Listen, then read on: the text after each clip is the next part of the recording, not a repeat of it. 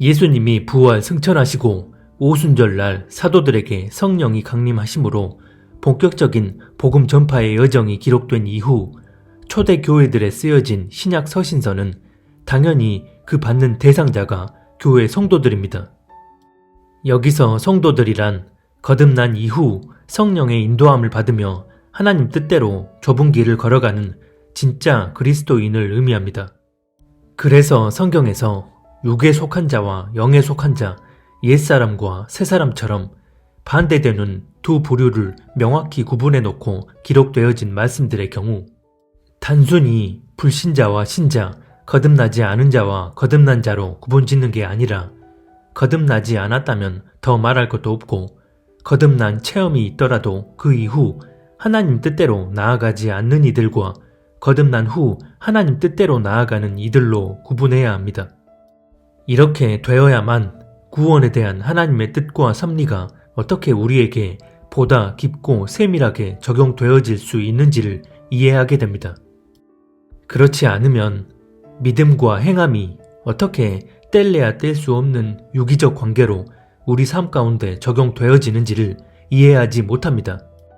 그래서 자꾸만 복음의 의미를 변질시켜서 믿음 따로 행함 따로 분리시키거나 한 번 구원은 영원한 구원이라는 식의 인본적 교리를 만들어서 사람들을 미혹으로 인도합니다.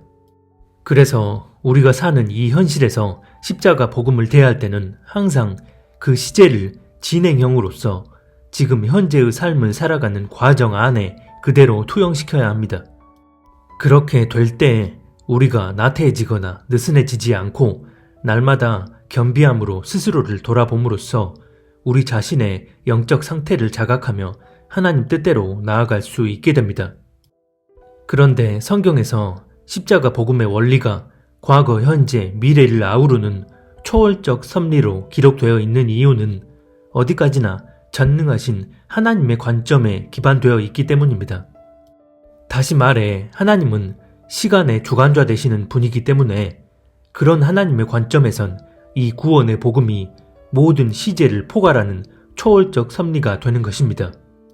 그런데 시간에 종속되어 있는 우리가 자꾸만 사람 기준으로 하나님의 이런 초월적 관점을 가져와서 현실에 끼워 맞추려 하다 보면 구원의 여정을 진행형으로 걸어가야 하는 이 현실을 살고 있으면서 우리는 이미 과거, 현재, 미래의 죄를 다 사함받았고 구원의 완성이 한 번에 다 이루어졌으니 굳이 회개할 필요성도 느끼지 않고 이 땅에서 자신의 자아를 발산하며 살면서도 아무런 거리낌도 느끼지 않게 됩니다.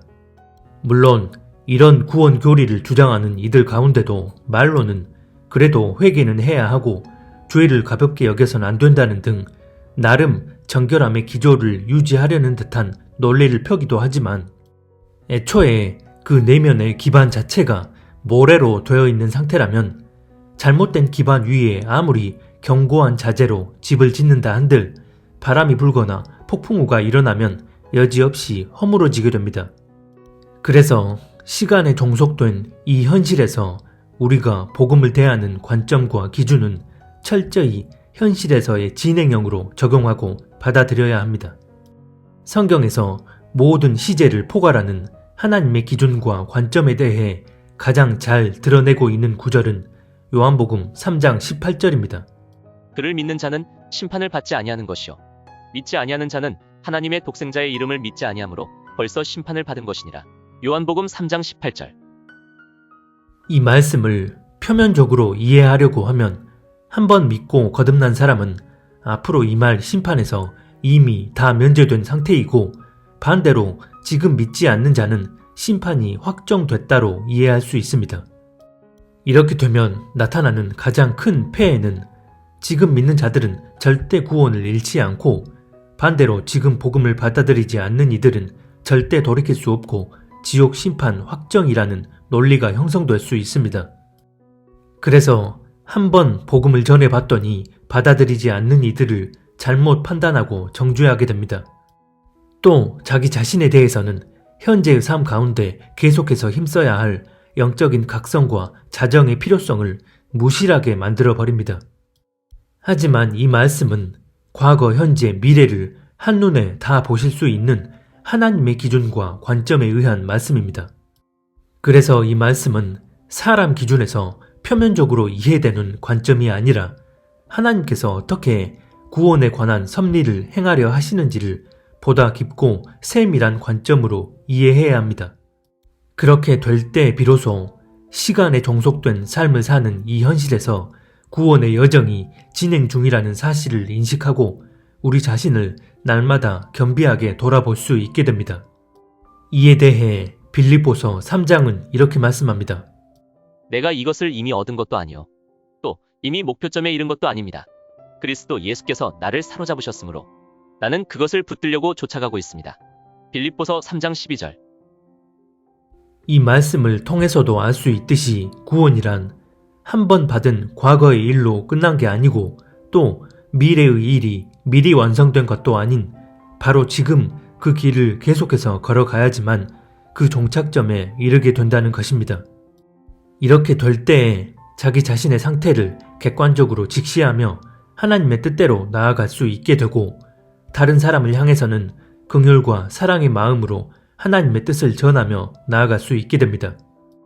즉, 자기 자신에게는 늘 객관적인 잣대로 다른 사람에게는 긍휼과 사랑의 기반 속에 엄중함과 객관성을 유지하는 잣대로 나아가는 것이 구원의 여정길을 걸어가는 이들에겐 필요한 자세인 것입니다.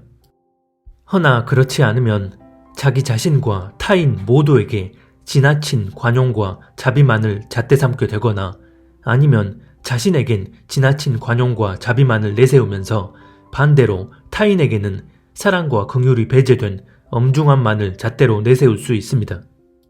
고린도전서 9장은 이렇게 말씀합니다. 내가 내 몸을 쳐 복종하게 함은 내가 남에게 전파한 후에 자신이 도리어 버림당할까 두려워함이로다. 고린도전서 9장 27절. 여기서 두려워한다는 말은 인간적인 감정에 사로잡힌다는 게 아니라 그만큼 구원의 여정길을 가는 현실의 삶 가운데 다른 이들을 향해선 사랑과 긍휼의 복음을 전하면서 동시에 날마다 자기 상태를 돌아보고 점검하며 하나님의 뜻을 구하고 성령의 인도함대로 나아가고자 하는 마음 자세를 의미하는 것입니다. 그래서 이런 마음 자세를 가지고 하나님의 뜻대로 성령의 인도함을 받는 자들에게는 시간을 초월하시는 하나님의 기준과 관점에서 이미 구원의 완성을 이뤄낸 것과 같은 것입니다. 로마서 8장에 보면 하나님의 기준과 관점에서 이런 십자가 복음의 원리가 어떻게 드러나는지를 분명하게 말씀합니다. 누가 우리를 그리스도의 사랑에서 끊으리요. 환난이나 공고나 박해나 기근이나 적신이나 위험이나 칼이랴. 기록된 바 우리가 종일 주를 위하여 죽임을 당하게 되며 도살당할 양같이 여김을 받았나이다. 함과 같으니라. 그러나 이 모든 일에 우리를 사랑하시는 이로 말미암아 우리가 넉넉히 이기느니라. 내가 확신하노니 사망이나 생명이나 천사들이나 권세자들이나 현재 일이나 장래 일이나 능력이나 높음이나 깊음이나 다른 어떤 피조물이라도 우리를 우리 주 그리스도 예수 안에 있는 하나님의 사랑에서 끊을 수 없으리라. 로마서 8장 35절로 39절. 보통 이 구절들에 대해 한번 거듭나면 그걸로 끝이라는 사람의 교리를 신봉하는 이들이 자신들의 교리를 합리화하기 위한 근거로 자주 내세우는데 이 말씀은 그렇게 적용하라고 있는 말씀이 아닙니다. 먼저 36절에 보면 우리가 종일 주를 위하여 죽임을 당하게 되며 도살당할 양같이 여김을 받았다고 말씀합니다. 즉, 주님을 위한 삶을 살면서 때론 극심한 고통과 고난이 따라온다는 의미입니다. 그런데 그 다음 구절에선 그러나 이 모든 일에 우리를 사랑하시는 이로 말미암아 우리가 넉넉히 이긴다고 말씀합니다. 이것은 바로 지금 일어나고 있는 현재 진행형 상황을 의미합니다. 다시 말해 우리가 주님 안에서 그분과 동행하는 삶을 살면서 때론 극심한 고통과 어려움이 찾아오더라도 우리를 사랑하시는 주님의 은혜로 그 일들을 능히 이겨낼 수 있다는 것입니다. 그래서 38절 이하에 보면 결론적으로 그 어떤 피조물, 과거, 현재, 미래의 그 어떤 일들, 그 어떤 문제들 앞에서도 우리를 그리스도 예수 안에 있는 하나님의 사랑에서 끊을 수 없다고 말씀하는 것입니다. 이런 일은 반드시 우리가 구원의 여정길을 성령의 인도함 따라 하나님 뜻대로 나아갈 때 가능한 일입니다. 그래서 이런 구원의 여정길을 나아가는 이들에게 환난이나 박해나 기근이나 칼이 임하더라도 우리를 그리스도 안에 있는 하나님의 사랑에서 끊을 수 없는 것입니다. 그런데 단순히 자기가 믿는 구원 교리를 합리화하기 위해 이 구절들을 표면적으로 대입시켜서 봐라, 한번 구원받으면 이렇게 하나님에게서 끊어질 수 없다 라고 주장하는 것은 성경적으로 전혀 맞지 않는 주장입니다.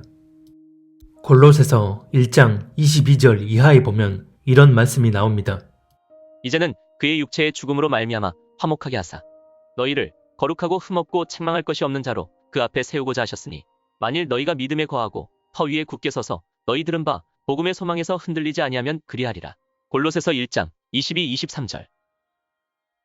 예수 그리스도의 십자가 대속의 은혜로 우리를 흠없고 책망할 것 없는 자로 주님 앞에 세우고자 하신다고 하는데, 그 다음 구절인 23절을 킹 제임스 흠정역에서는 너희가 믿음 안에 거하여 터를 다지고 정착해서 너희가 들은 복음의 소망에서 떠나지 아니하면 그리하시리라 고 말씀합니다.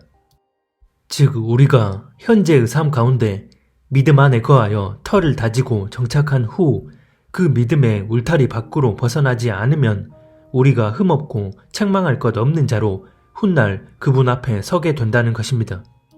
다시 말해 한 번 믿으면 단번에 그렇게 된다는 시제를 초월한 구원의 완성을 의미하는 게 아니라 믿고 거듭난 이후 걸어가야 할 구원의 여정을 말씀하는 것입니다.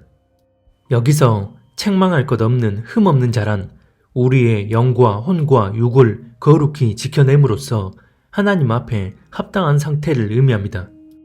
그래서 이런 자들은 훗날 주님 앞에 서게 되는데, 이 부분을 디모데전서 6장 14절에서는 우리 주 예수 그리스도께서 나타나실 때까지 흠도 없고 책망받을 것도 없이 이 명령을 지키라고 말씀합니다. 여기서 예수 그리스도가 나타나시는 때에 관해 데살로니가전서 5장은 이렇게 말씀합니다. 평강의 하나님이 친히 너희를 온전히 거룩하게 하시고 또 너희의 온 영과 혼과 몸이 우리 주 예수 그리스도께서 강림하실 때 흠없게 보존되기를 원하노라. 데살로니가전서 5장 23절. 예수 그리스도께서 나타나시는 때는 바로 하늘로부터 강림하시는 날을 의미하고, 그때까지 우리가 믿음의 터 위에 굳게 서서 영과 혼과 몸을 거룩히 구별하여 지켜낸다면 흠없고 책망할 것 없는 자로 서게 된다는 것입니다. 그래서 우리가 한번 거듭남으로 좁은 문을 통과하게 됐다면 그 이후 성령님과 교제하며 그 인도함 따라 좁은 길을 걸어가야 하는 것입니다.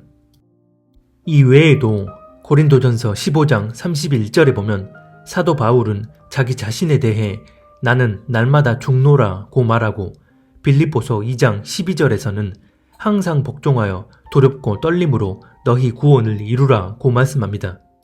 여기서 말씀하는 모든 의미들이 바로 시간에 종속된 이 땅의 삶 가운데 우리가 어떻게 구원의 여정길을 진행형으로 나아가야 하는지를 분명하게 보여주는 말씀들인 것입니다.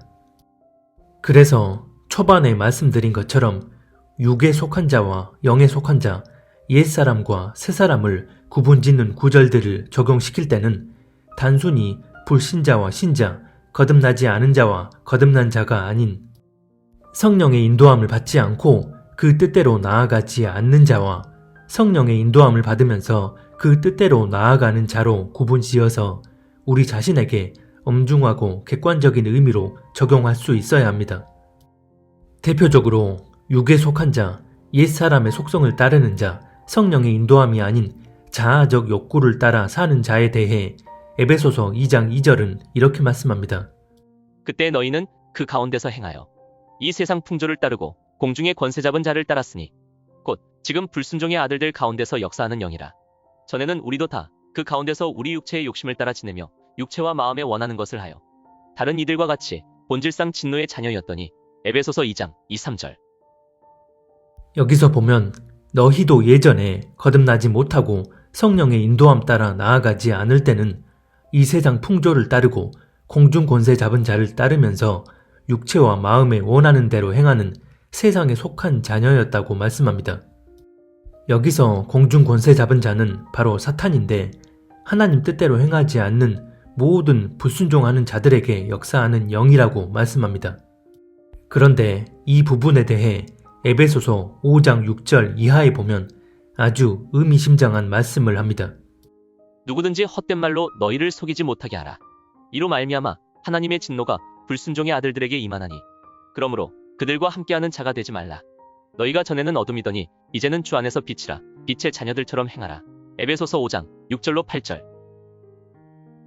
여기서 보면 누군가가 너희를 속이려는 말을 했을 때 너희가 절대 속아선 안 된다고 하고선 하나님의 진노가 불순종의 아들들, 즉 이런 속임에 넘어가서 하나님 뜻대로 행하지 않는 이들에게 임한다고 하면서 너희는 그들과 함께하는 자가 되지 말라고 말씀합니다. 2장에서는 예전에 너희가 불순종의 아들들처럼 행했었다고 말씀했는데 5장에선 너희가 미혹에 넘어가 불순종의 아들들처럼 되지 말라고 말씀합니다. 다시 말해 지금은 한번 거듭나 성령이 내주하심으로 그 인도함을 따르는 자가 되었지만 계속해서 자기 자신을 돌아보며 하나님 뜻대로 나아가지 않는다면 너희를 속이려는 미혹에 넘어가서 예전처럼 하나님 뜻에 불순종하는 불의한 상태가 될 수 있다는 것입니다. 그래서 이전과 달리 성령이 너희 안에 거하신다면 계속해서 너희가 성령의 인도함 따라 하나님의 자녀로 살라는 것입니다. 거듭난 이후 계속해서 성령의 인도함 따라 그 뜻대로 하나님의 자녀된 삶을 살아야 하는 것은 성경이 본질적으로 말씀하는 십자가 복음의 핵심 원리입니다. 그래서 사복음서에 보면 예수님께서도 누구든지 나를 따라오려거든 자기 십자가를 지고 나를 따라야 한다고 말씀하신 것입니다. 삶 가운데 자신의 모습을 직시하지 않고 성령의 인도함대로 나아가지 않을 때 나타나는 가장 큰 열매가 바로 에베소서 2장 2절에서 말씀하는 것처럼 공중 권세 잡은 사탄이 지배하고 있는 이 세상 풍조를 따르게 되는 것입니다. 여기서 풍조란 사전적 의미를 보면 시대에 따라 변하는 세태를 의미합니다. 그런데 킹제임스 흠정역에서 보면 풍조라는 단어 대신 행로라는 단어를 사용했습니다. 행로는 사람이나 차가 많이 다니는 넓은 길입니다. 다시 말해 세상 사람들이 나아가는 길, 세상이 추구하는 대세적 흐름에 휩쓸려서 그렇게 나아간다는 것입니다. 이런 세상 풍조 안에는 문화적 유행을 따라간다는 의미도 들어있고 시대에 따라 변하는 옳고 그름에 대한 인본적 가치 기준을 따라간다는 의미도 있습니다. 또 하나님보다 세상의 눈을 더 의식하고 두려워하므로 결국 하나님 뜻대로 나아가지 않는다는 의미도 포함됩니다. 이 모든 것들이 다 이 세상 풍조에 젖어들어 있는 경우들입니다. 그렇기 때문에 마지막이 가까울수록 이 세상 공중 권세 잡은 사탄은 세상에서 비롯되는 모든 것들을 미혹의 통로로 삼아서 믿는다는 이들까지도 삼키려 합니다. 그래서 내가 정말 스스로를 겸비하게 돌아보며 성령의 인도함 따라 하나님 뜻대로 나아가고 있는지를 알 수 있는 결정적인 척도는 바로 이 세상 풍조에 휩쓸리며 사는지의 여부를 통해 알 수 있습니다. 하지만 이런 세상 풍조에 휩쓸려 대부분의 사람들이 가는 그 넓은 길로 나아가고 있으면서도 본인 스스로 그걸 인식하지 못하는 경우가 대부분입니다. 아무리 경건한 모양을 하고 매주 교회에 출석하여 예배드리고 헌금 11조 봉사에 열심을 다한다 해도 무엇보다 한번 거듭난 체험이 있다 해도 지금 현재 마음 중심이 세상의 미혹된 흐름에 젖어들어 있는 상태에서 그에 따른 본질적 열매가 행위로 나오고 있음에도 스스로가 인식하지 못한다는 것은 구원에 관한 그 어떤 교리를 믿고 있든 실상은 사도 바울이 얘기한 것처럼 두렵고 떨림으로 날마다 자기 자신을 돌아보며 구원의 여정길을 걸어가는 삶을 살지 못하고 있다는 증거입니다. 실제로 믿는다는 많은 그리스도인들을 보면 잘못된 교리를 잣대 삼아 삶 가운데 자신의 자아적 요소들을 마음껏 발산하며 자기 뜻대로 살아가고 있으면서 한 번 구원받았으니까 자신은 무조건 천국 갈 거라 믿고 아무런 영적 경각심도 갖지 않습니다. 심지어 어떤 경우는 한 번 구원은 영원한 구원이 아니고 날마다 구원을 이루며 살아야 한다는 걸 잘 알고 있지만 여전히 세상 풍조에서 벗어나지 못하고 악을 선하다, 선을 악하다 하는 인본적 관점과 사고를 견지하고 있으면서도 본인이 또 그걸 인식하지 못합니다. 교리적 지식이 머리에 머물러 있는 상태에서 마음으로 흘려보내지 못한다면 그런 지식은 오히려 자신의 상태를 돌아보지 못하게 만드는 더 큰 도구로 작용하게 됩니다. 에베소서 2장 2, 3절에 보면 분명히 너희가 이전엔 세상 풍조를 따르며 육체와 마음에 원하는 것들을 하면서 본질상 진노의 자녀였다고 말씀합니다. 그리고 5장 6, 7절에 보면 하나님의 진노가 불순종의 아들들에게 임하는데 누구든지 헛된 말로 너희를 속이지 못하게 하고 그들과 함께하는 자가 되지 말라고 말씀합니다. 내가 정말 성령 안에 거듭난 게 맞다면 그 이후 하나님의 뜻을 헤아리고 성령의 인도하심 따라 내 안에서 나오는 자아적 요소들을 철저히 거스를 수 있어야 합니다. 그렇지 않으면 여전히 계속해서 세상 풍조에 발을 담궈놓고 육체와 마음이 원하는 대로 나아갑니다. 빌립보서 2장 13절에 보면 너희 안에서 행하시는 이는 하나님이시니 자기의 기쁘신 뜻을 위하여 너희에게 소원을 두고 행하게 하신다고 말씀합니다. 표면적으론 내가 하고 싶은 마음이 들어서 그 일을 하려는 건데 실상은 성령께서 그 일을 행하도록 하기 위해 그런 마음을 우리에게 주셨다는 것입니다. 이런 일은 평소에 내 안에 계신 성령 하나님과 온전히 합치되는 동행의 삶을 살지 않으면 불가능한 일입니다. 거듭나지 않은 사람은 말할 것도 없고 한번 거듭난 체험이 있더라도 그 이후 성령의 인도함을 받으며 동행의 삶을 살지 않는 사람도 마찬가지로 자기 마음 원하는 대로 나아갑니다. 그래서 이런 사람들에게 세상의 풍조는 본질적으로 육체와 마음의 욕구와 합치되는 것들이기에 그에 맞는 행위들을 더욱 부추기게 만듭니다.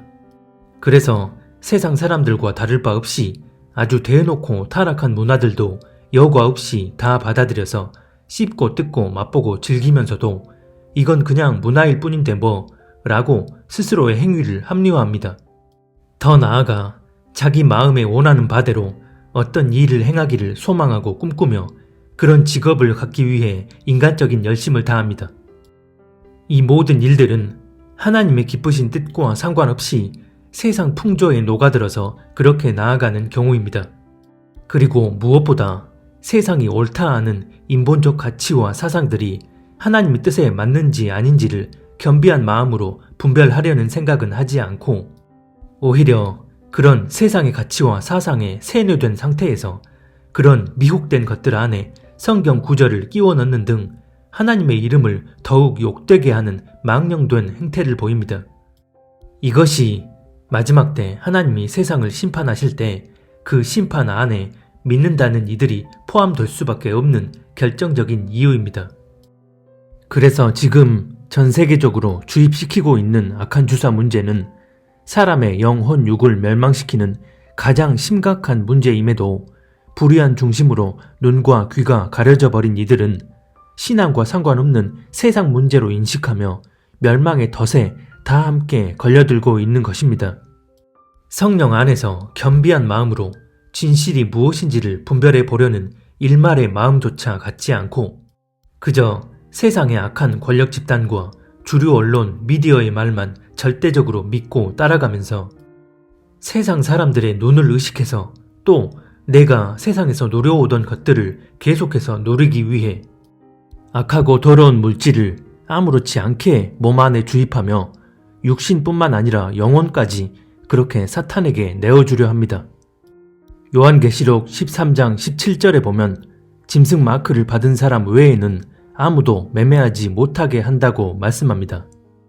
이 말인즉 이 땅에서 먹고 마시고 누리며 살기 위해선 반드시 짐승 마크를 받아야 한다는 의미입니다. 그래서 아무리 그리스도인의 모양을 하고 있어도 여전히 세상 풍조를 따라가는 사람들은 모두 다 육체와 마음에 원하는 바에 따라 자기 영혼 육을 그렇게 사탄에게 넘기는 것이고, 이런 일은 바로 지금부터 우리에게 서서히 적용되어지고 있는 것입니다. 최근에 어떤 목사님이 하시는 얘기를 유튜브를 통해 우연히 보게 되었습니다. 자신이 아는 어떤 목사님이 어느 날 전화를 하셔서 건강하던 우리 교회 장로님 두 분이 악한 주사를 맞고 갑자기 돌아가셨다라고 하면서 울분을 토하며 말씀하셨다는 것이었습니다. 그리고선 정부가 죽인 거니까 정부가 책임져야 한다는 말을 했다고 합니다. 너무나 안타까운 소식이 아닐 수 없습니다. 지금의 대한민국은 교회의 배도로 인해 심판이 진행 중인 상황입니다. 그래서 지금의 정부는 하나님께서 이 땅에 허락하신 심판의 열매라고 할 수 있습니다. 이렇게 되면 내년에 들어설 차기 정부 역시 지금 정부가 하는 정책의 기조를 그대로 이어받을 뿐 아니라 더 악한 정책을 펼 수밖에 없는 것이고, 그렇기 때문에 더더욱 하나님을 믿는다는 그리스도인들, 특히 양떼들을 하나님께로 인도해야 할 책임이 있는 사역자들은 정부가 강압적으로 밀어붙이고 있는 이 악한 주사에 대해 신앙과 상관없는 세상 문제로 치부해버릴 게 아니라 우리 영혼에 얼마나 치명적인 영향을 주는 본질적 문제인지를 성령 안에서 바르게 분별하여 교인들에게 전해야 할 책임이 있습니다. 심판의 도구로 쓰임받는 악한 정권이 시행하는 정책이 우리의 영과 육의 생명을 앗아가는 악한 정책이라고 한다면 이걸 바르게 분별하여 교인들에게 분명하게 전해야 하고 다 함께 세상의 풍조를 거슬러 하나님 뜻대로 나아갈 수 있어야 하는 것입니다.